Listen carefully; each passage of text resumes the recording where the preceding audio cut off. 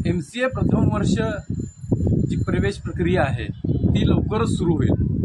ती सुरू झाल्यानंतर सर्वात पहिली स्टेप असते ती रजिस्ट्रेशनची आणि डॉक्युमेंट व्हेरिफिकेशनची। त्यानंतर थोडं पुढे गेल्यानंतर ऑप्शन फिलिंग आणि बाकीच्या प्रोसेसेस येतात।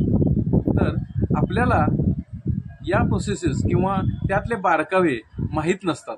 तर माझी तुम्हाला एक विनंती आहे की तुम्ही हे registration, document verification, option filling किंवा बाकीच्या कुठल्याही गोष्टी तुम्ही स्वतः करू नयेत किंवा नेट कॅफेमध्ये जाऊन तुम्ही यातलं कोणतंही काम करू नये। तर आपल्या प्रवेश प्रक्रियेसाठी एक शासनानं मंजूर केलेले फॅसिलिटेशन सेंटर्स असतात, FC म्हणतात त्याला किंवा SC म्हणतो, स्क्रुटिनी सेंटर।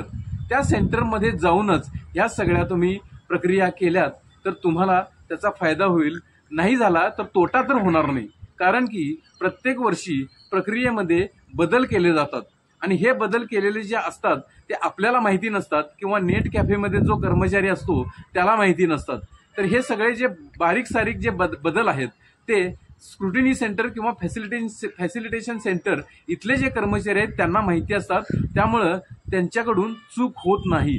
त्यांच्याकडून जरी चूक झाली तर आपल्याला नंतर ते सांगता येईल की बाबा ही चूक आपली नाही आहे म्हणून।